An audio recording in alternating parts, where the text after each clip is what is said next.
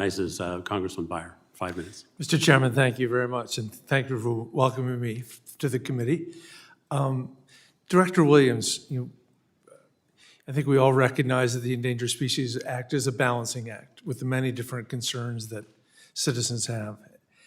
We've heard again and again today about that only 3% of these species all over these many years have actually been delisted.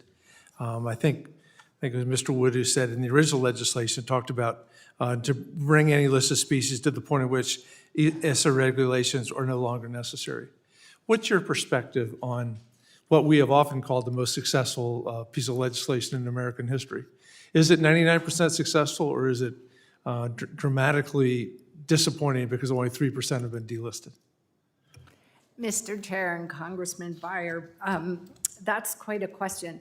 I think I would restate that the Endangered Species Act is indeed more important now than ever. And in some respects, it has been remarkably successful in preventing extinction.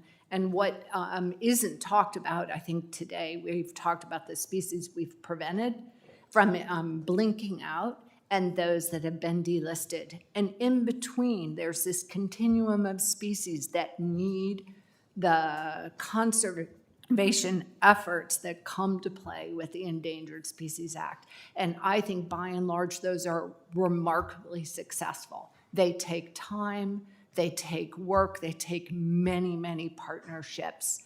And I still think that they're worth it.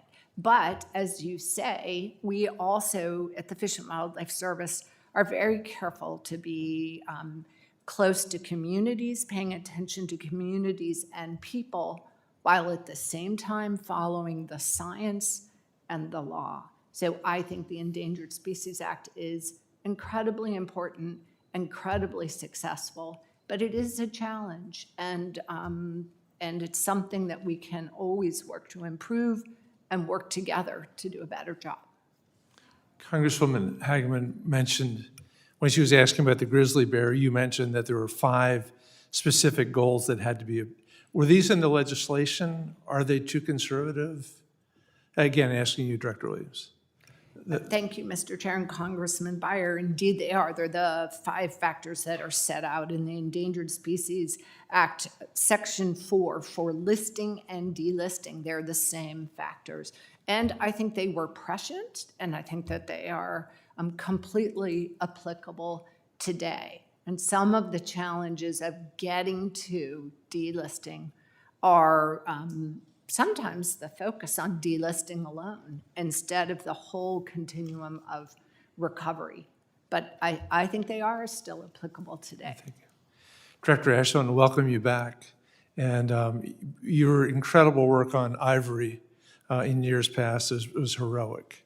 And we're very grateful for that. You had mentioned, well, when you were director, we had the blanket 4D rule for fish and wildlife. It was repealed in the Trump administration, replaced in the Biden administration.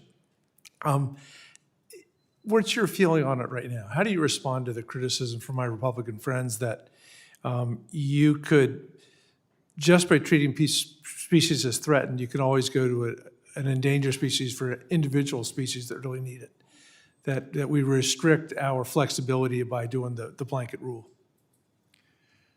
I think that in my view, the Fish and Wildlife Service's ability to promulgate a special rule, a 4D rule for a threatened species, and the framework they set in place where when you list a species as threatened, the default is that all of the protections of the law apply unless you sculpt them to the needs of that species. And I think the Fish and Wildlife Service then and the Fish and Wildlife Service now is very innovative in the application of 4D rules. And as an administrator, I would say it's much better position to be loosening a restriction than adding a restriction from an administrative and a regulatory standpoint. So I applaud them for reinstating that rule. I think it makes actually the threatened species designation meaningful, but also allows you to sculpt the regulations as necessary. Thank you very much. And Director Williams, again, one of the things that former Director Ash complained about was the incredible delay times on permits. Why is that? What can we do at Fish and Wildlife to make permitting happen in a non-bureaucratic way? Mr. Chair, Congressman Beyer, thanks for that question. I mean, I think Mr. Ash provided one of the answers in that our international affairs program has been chronically starved and not always supported by other administrations. So I have worked very hard to reconstitute that program, provide them the leadership that they need. And we have been having meetings with AZA to try to get to a better spot with our permits. But we have been understaffed. These are complicated, and I think we can find a better path forward. Thank you, Mr. Chairman. I yield back.